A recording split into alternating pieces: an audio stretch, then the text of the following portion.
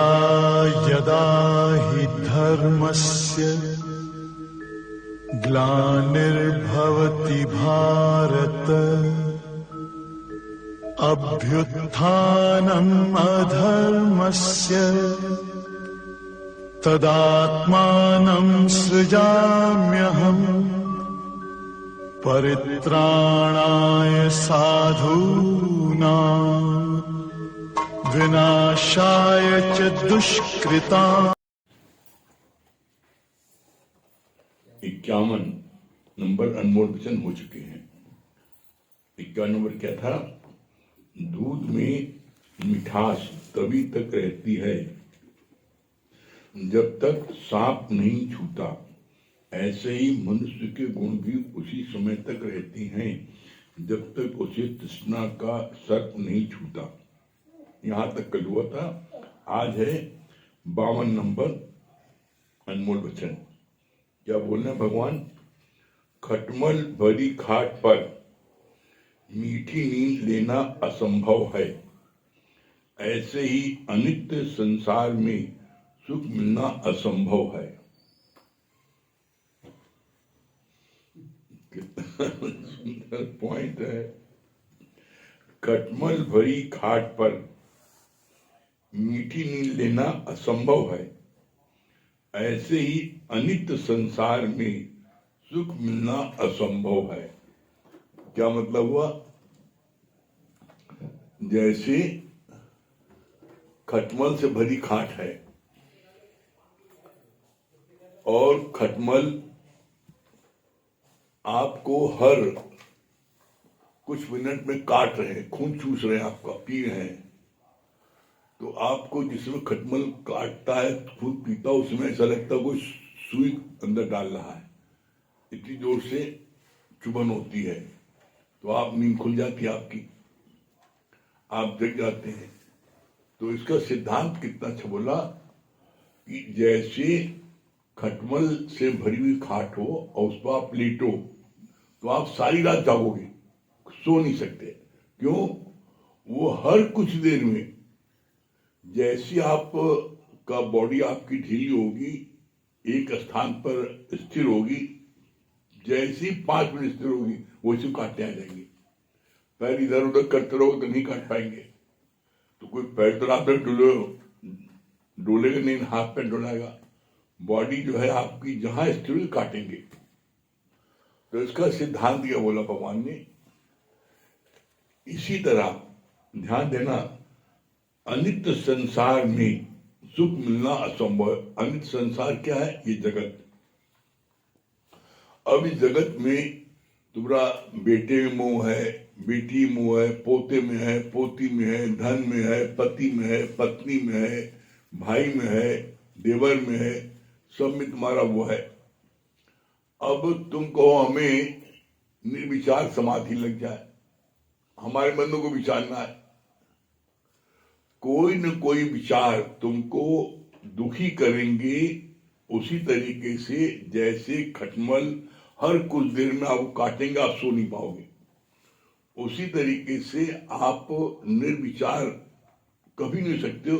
कभी बेटा फेल हुआ, पोता पास हुआ तो बेटे कम होगा। देखो, बेटा पास हो गया, पोता फेल हो गया। बेटे ने कोई चैंपियनशिप जीती और पोते ने मारपीट करके आ गया घर में, तो एक से दुख होगा, एक से सुख मिलेगा। एक को पता लगा आईएएस की नौकरी मिल गई, वो आईएएस अफसर हो गया, और दूसरा क्लर्क भी नहीं हो पा रहा है। तो तुमको भगवान इतनी इसकी मोटी बुद्धि का हाथ पैदा कर दिया। बड़ा बहुत इतना तेज है, देखो वो आईएएस अफसर बन गया, क्लर्क नहीं बन पा रहा है, चपरासी नहीं बन पा रहा है।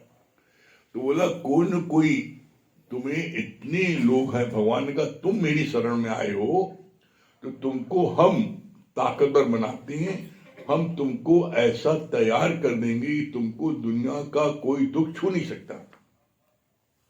और तुम अपने पूरे खानदान को ले आते हो मेरे पास। आते तुम हो, लेकिन दर्द सबका तुम लेके आते हो। तो हमने तुम्हारा जिम्मा लिया, तुम्हारे खानदान की जिम्मा लिया है। वो मौज मस्ती मारे हैं, वो आए नहीं। और तुम्हारे सिर में दर्द हो रहा है, उसके लिए रोज रोज आते हो पूछने के लिए, गुरु जी क्या अगर हमारा बेटवा कहना नहीं मान रहा है, गुरुजी हमारा पति हमसे बड़ा बेपी चल रहा है, गुरुजी हमारी बहन हमको जो है बड़ा जेलसी रखती है। तो तुमसे कोई जेलसी रखे, तुम्हारे विपरीत चले, तुम्हारे अपोजिट रहे, तुम्हें गुरु इतना ताकतवर बना देता है कि तुमको किसी की कोई बात असर नहीं करेगी। तुम अगर सबके लिए सोचते रहोगे तो क्या है, तुम भी डूबोगे, वो भी डूबेंगे, कोई तर नहीं सकता। तुमने गुरु की शरण में आकर के अपने मोक्ष की बात करो कि अभी भी मेरा पोते से मोह नहीं जाता, अभी मेरा पति से मन नहीं हटता, अभी भी मेरा जो है इसके प्रति मेरी आसक्ति है। तो बोला जैसे खटमल हर कुछ देर में तुमको काटता रहेगा और तुम रात भर जगते रहोगे। इसी तरीके से दुनिया के जितने कर्म प्राणी आपके हैं वो कोई न कोई उसमें ये अप एंड डाउन, जैसे झूला ऊपर जाता है फिर नीचे आता है, फिर ऊपर जाता है फिर नीचे आता है। इसलिए जीवन का रहस्य है, कभी सुख रहेगा कभी दुख रहेगा, फिर सुख मिलेगा फिर दुख मिलेगा। ये जीवन का रहस्य, जब तक आप जिंदा रहोगी तब तक आपको कभी सुख मिलेगा कभी दुख मिलेगा। कब मिलेगा? जब आप देह में रहोगे तो झूले में झूलोगे, देह में रहोगे झूले में झूलोगे, और तुम देह से उपराम हो नहीं पा रहे हो। देह से उपराम हो जाओ तो सारे कर्म प्राणी का मामला खत्म। जब मैं नहीं हूं तो मेरा कहां से आया? जब पहले मैं हूं तो मेरा बेटा भी है, मेरा पोता भी है, मेरी पत्नी भी है, मेरी भाभी भी है, मेरी फलां भाई भी, सब है। जब हम ही नहीं है, जब बिंदु नहीं है, सर्किल कैसे बनेगा? बिंदु के बाद में सर्किल बनता है। ये जो तुम्हारी ये मैं है, ये बिंदु, इसी बिंदु को समाप्त कर दो, ये समाप्त हो नहीं पाती। और ये समाप्त किसी कीमत पर, किसी प्रयत्न से नहीं होगी। सिर्फ इसका एक उपाय है, नित्य ब्रह्म ज्ञान लेना। ये मैं किसी कीमत पर नहीं होगी, सिर्फ इसका ही उपाय है। जैसे आज सुबह ही बात चली, एकमात्र हथियार है किसी को अपने बस में करने का प्रेम। कोई कितना भी तुम्हारा विरोधी हो, कितना भी अपोजिट हो, कितना भी निंदा करने वाला हो, कितना बुरा चाहने वाला हो, आप उसको इतना प्यार करो कि तुम्हारे बिना प्यार क्यों रहने पाए। जब तुमको ऐसा जब तुम करोगे तो वो तुम्हारे पास खुद भागेगा, ललायत होगे, नहीं उनसे बहुत प्यार मिलता है। अरे अपनी सगी बहन है ना, वो हमसे जलती है तो वो कितना प्यार करता है। तो तुम अपने प्यार के वाइब्रेशंस उसको देते रहो, उसकी हर समय प्रशंसा करते रहो। क्यों?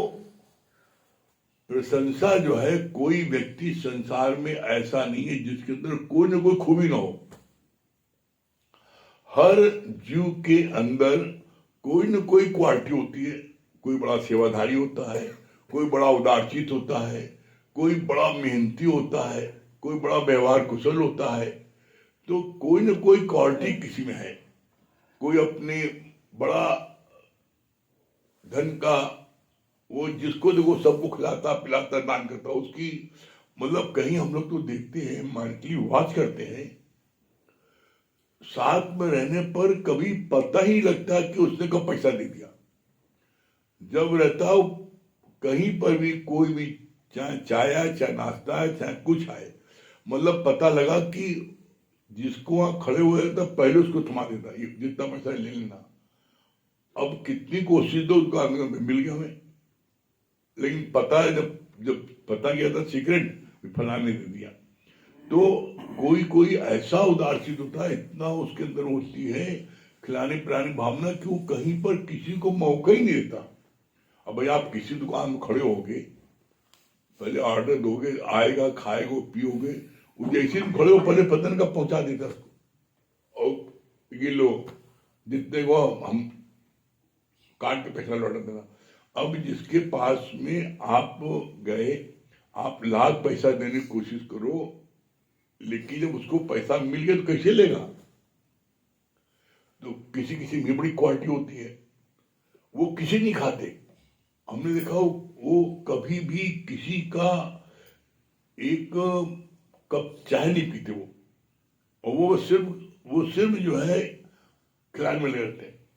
किसी के ऐसा स्वभाव है, किसी किसी का देखा इतना उदासीन होता है, कहीं मौका मिलता है कुछ भी सेवा का तो उसमें इतनी बढ़ चढ़ सेवा करता है, किसी की सेवा का दूसरे मौका ही नहीं देता, हम सब कर देंगे।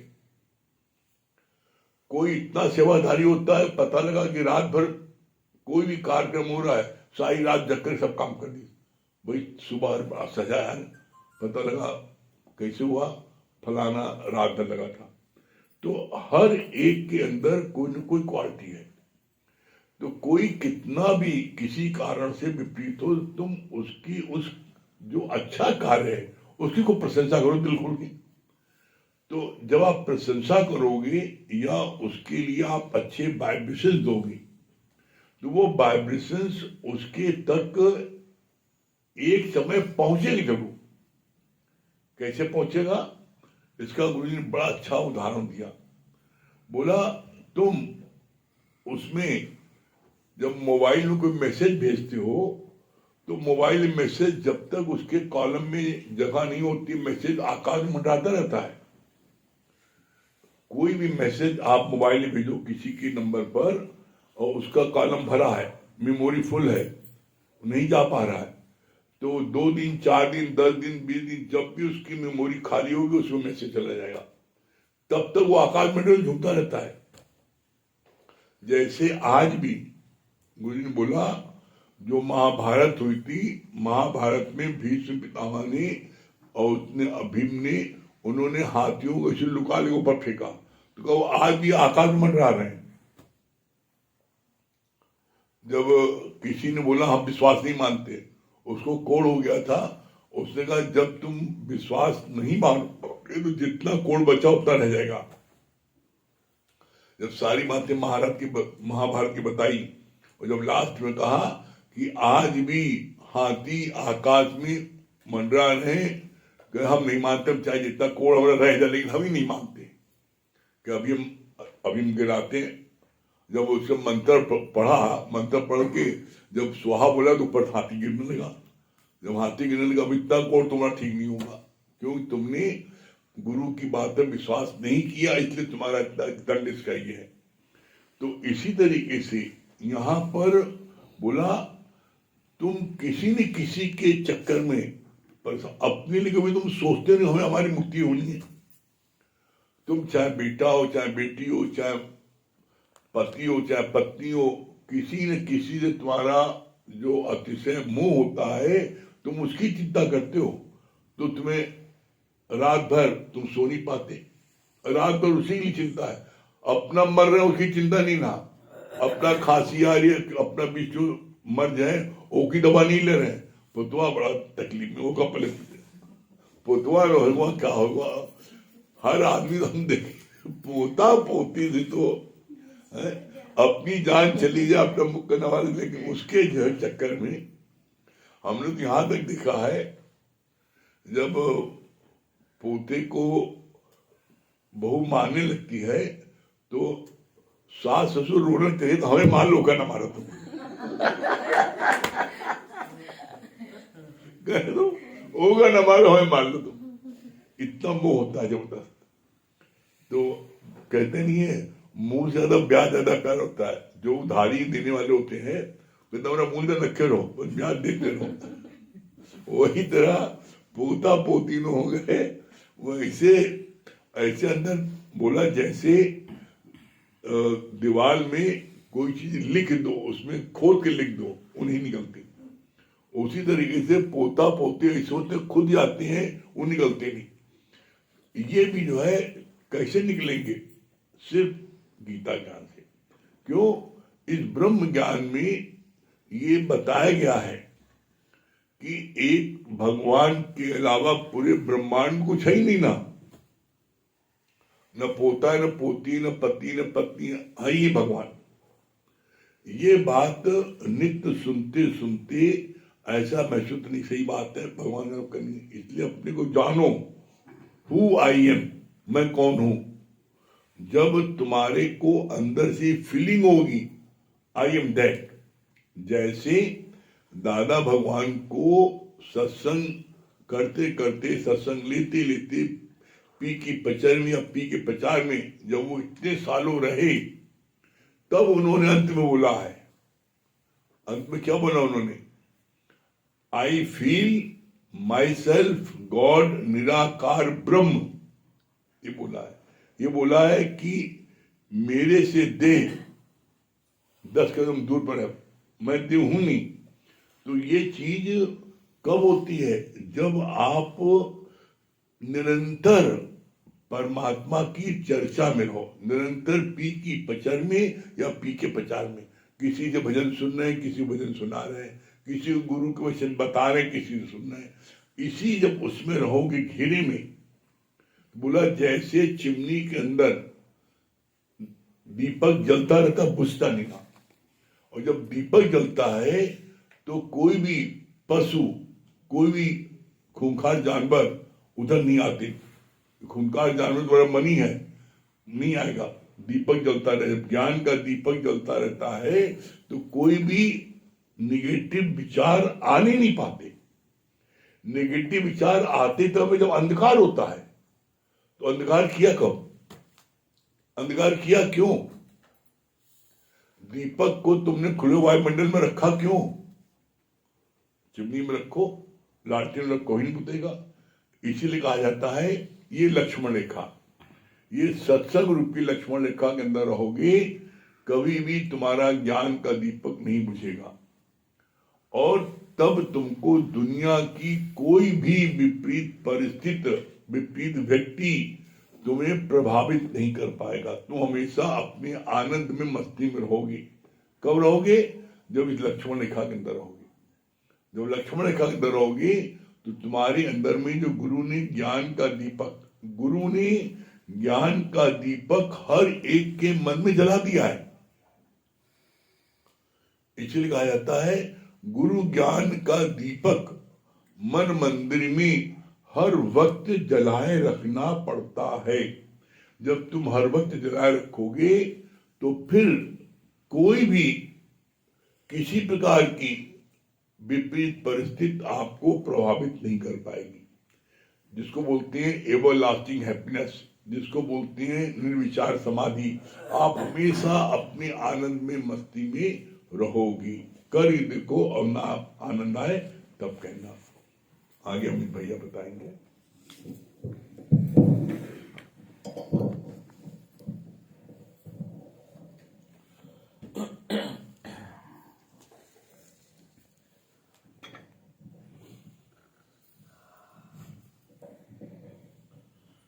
सभी को हरिओम। देखिए, अभी बात जैसे चली अंधकार की, तो गुरुजी बहुत अच्छा बता रहे थे, कहा कि अंधकार है क्या, कहा अंधकार जो है वो एब्सेंस ऑफ लाइट है। जहां पर प्रकाश नहीं है वहीं पर तो अंधकार है, जहां पर प्रकाश है वहां पर अंधकार का अस्तित्व स्वतः समाप्त हो जाता है। अब आप देखो, जब तक आप ज्ञान में नहीं थे तो अज्ञानतावश आप परेशान होते थे कि नहीं होते थे, और जब जीवन में आपके ज्ञान रूपी प्रकाश आ गया, अब अपने अंदर झांक के देखो, क्या उन बातों से परेशान होते हो क्या, या वो बातें अब उतना परेशान करती हैं क्या? आप सोचो, पहले किसी की जरा सी बात भी मिर्च की तरह लगती थी। जैसे खौलता हुआ तवा होता है ना, उसमें थोड़ा सा पानी डालो, छन्न से बोलता है, वैसे पूरी इंद्रियां झंझना जाती थी।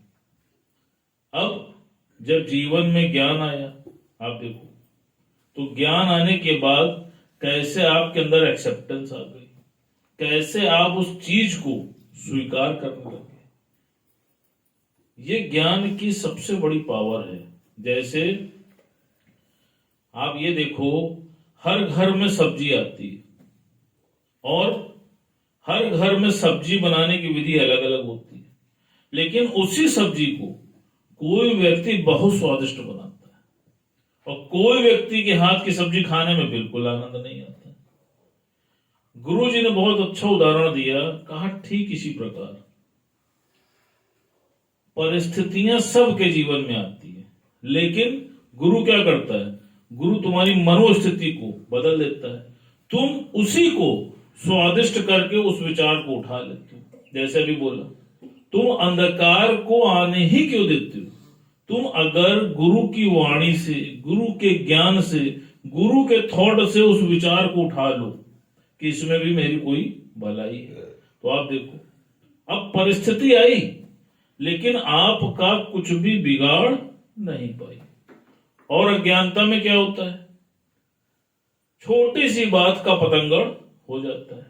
जैसे भगवान ने बोला, कहा देखो किसी की हड्डी टूट जाती है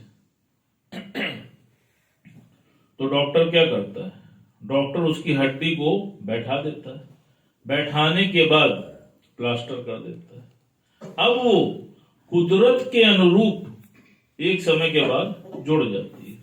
तो डॉक्टर ने किया क्या, डॉक्टर ने उसकी हड्डी को सेट कर दिया। कहा ठीक ऐसे ही गुरु क्या करता है, तुम्हारे अपसेट मन को वो सेट कर देता है। आप देखो, जिन बातों में तुम्हारा मन अपसेट हो जाता था वो उस ज्ञान रूपी प्रकाश को तुम्हारे जीवन में ला देता है। और क्या होता है, अब तुम्हारा मन सेट हो जाता है। जिस बात से अपसेट होते थे आज उसी बात से सेट हो जाते हो, बल्कि और मुस्कुरा के उसका उत्तर दे पाते हो। क्यों? क्योंकि गुरु ने तुम्हारी मनोदशा को बदल दिया है। आप देखो, जैसे एक अंधकार भरी कोठरी जो 10 साल से बंद थी, आपको दिया जाए कि भैया इस कोठरी में जाओ और सफाई करके बाहर आओ, तो क्या करोगे? अब वहां पर प्रकाश नहीं है तो क्या करोगे? अंधा झाड़ू पोछा मारोगे ना, कहीं दाएं में झाड़ू चलाओगे, और फिर जब थक जाओगे तो मन क्या कहेगा कि साफ हो गया। क्या वो साफ हो गया? अब वहां पर 100 वाट का बल्ब जला दो, तो जब 100 वाट का बल्ब जल जाएगा तो सब कुछ स्पष्ट नजर आएगा कि यहां पर जाला बाकी है, यहां पर गर्दा बाकी है, यहां पर मकड़ी बाकी है। और क्या होगा, तुम 10 मिनट में पूरा वो हॉल बटोर लोगे। कहा ठीक इसी प्रकार अभी तक क्या होता था, ज्ञान में आने के पहले तुम वही अंधकार में हाथ पैर मार रहे थे और अपने आप को सही समझ रहे थे। जब गुरु जीवन में आया उसने तुम्हारे जीवन में ये ज्ञान का प्रकाश लाया। अब देखो, अपनी कमी हमें स्वयं नजर आया। आज से पहले अपनी कमी समझ में नहीं आती थी, इसीलिए तो परेशान होते थे, इसीलिए तो दुखी होते थे। और सबसे बड़ी कमी क्या है जो भगवान ने बोला, कहा सबसे बड़ी कमी ये है जो तुम्हारे अंदर अज्ञान है, मैं करने वाला हूं।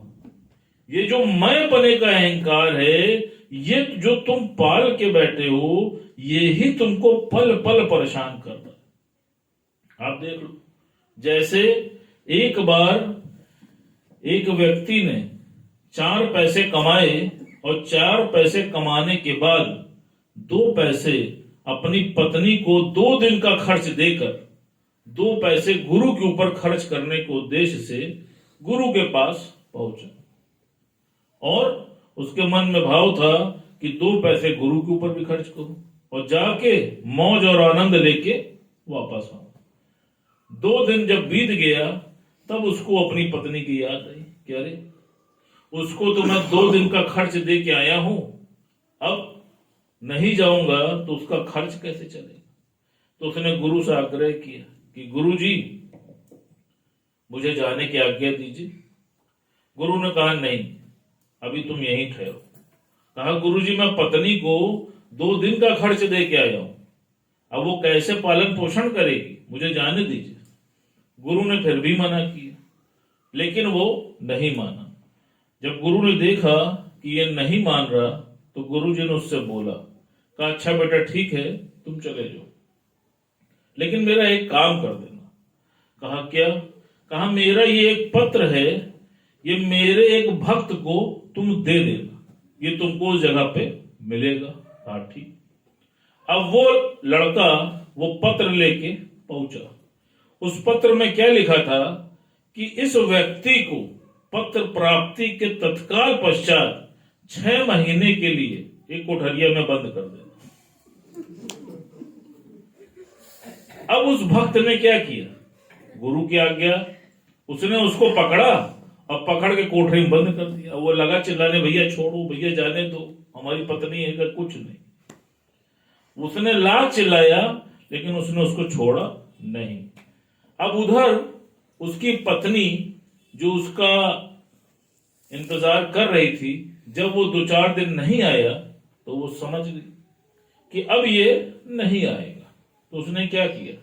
उसने पुरुषार्थ किया और एक सेठ के यहां खेत में हल जोतने का कार्य उसने ले लिया और ईमानदारी से वो अपने कार्य में लगी रहती थी। एक दिन जब वो हल जोत रही थी, तब उसकी निगाह एक घड़े पे पड़ी जिसमें ढेर सारा धन और अशर्फियां थी।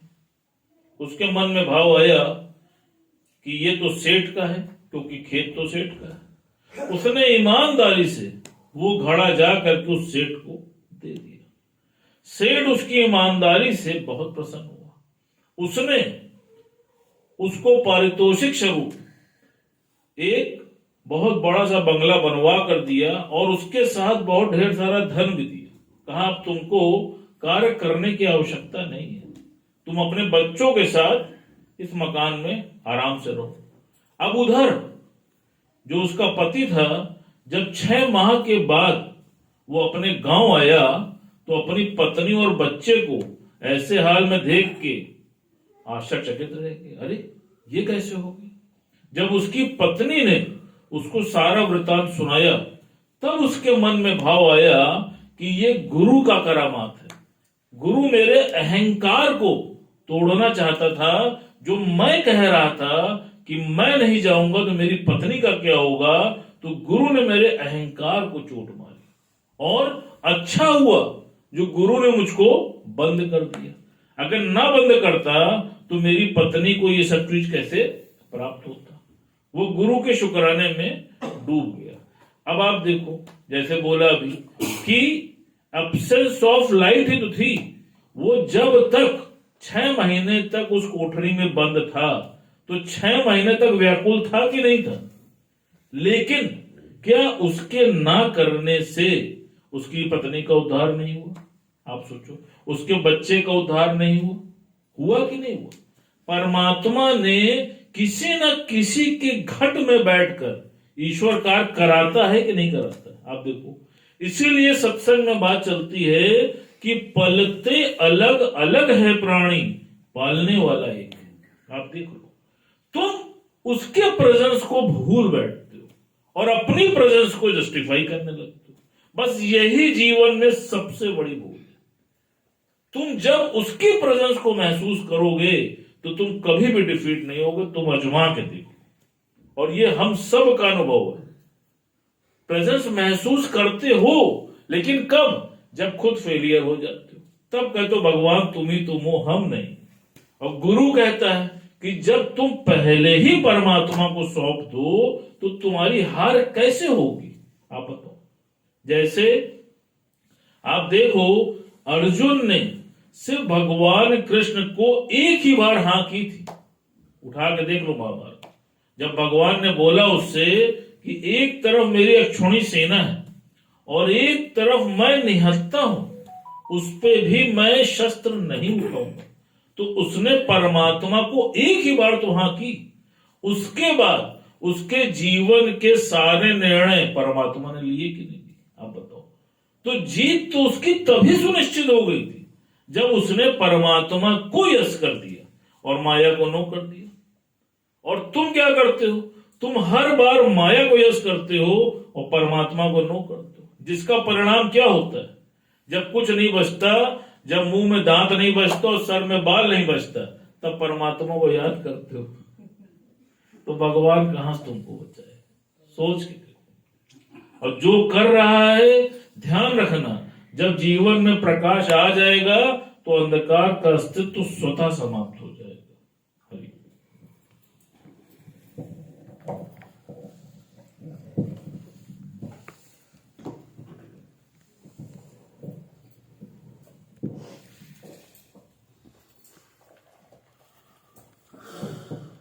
सभी को हरिओम राम राम।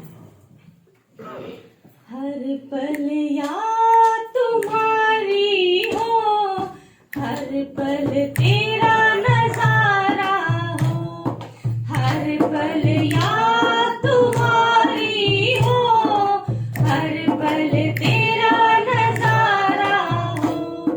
सेवा सुमिरन और सत्संग जीवन ये हमारा हो, हर पल याद तुम्हारी हो, हर पल तेरा नजारा हो। सुबह सुबह जब आँख खुले तेरा ही दीदार मिले, सुबह सुबह जब आँख खुले तेरा ही दीदार मिले। हर पल तुझको हो, हर पल ऐसा कारोबार मिले, हर पल तुझको हो, हर पल ऐसा कारोबार मिले। शाम सुबह कुछ भी हो, केवल ध्यान तुम्हारा हो। शाम सुबह कुछ भी हो, केवल ध्यान तुम्हारा हो। सेवा सुमिरन और सत्संग जीवन ये हमारा हो, हर पल याद तुम्हारी हो, हर पल तेरा नजारा हो। ऐसी दया करो भगवन, मारी तेरी विकास हो। ऐसी दया करो भगवन, मारी तेरी विकास हो। तेरा मैं गुणगान करूं और तू मेरे पास हो। तेरा मैं गुणगान करूं और तू मेरे पास हो। जब भी मैं तुझको छूं, तेरा ही जयकारा हो। जब भी मैं तुझको छूं, तेरा ही जयकारा हो। सेवा सुमिरन और सत्संग जीवन ये हमारा हो, हर पल याद तुम्हारी हो, हर पल तेरा नजारा हो। मन के आंगन में सतगुरु तेरे नाम का फूल खिले, मन के आंगन में सतगुरु तेरे नाम का फूल खिले। जब जब पाऊं दर्श तेरा, मेरे मन को चैन मिले। जब जब पाऊं दर्श तेरा, मेरे मन को चैन मिले। दुनिया से अब क्या लेना, बस एक तू हमारा हो। दुनिया से अब क्या लेना, बस एक तू हमारा हो। सेवा सुमिरन और सत्संग जीवन ये हमारा हो, हर पल याद तुम्हारी हो, हर पल तेरा नजारा हो।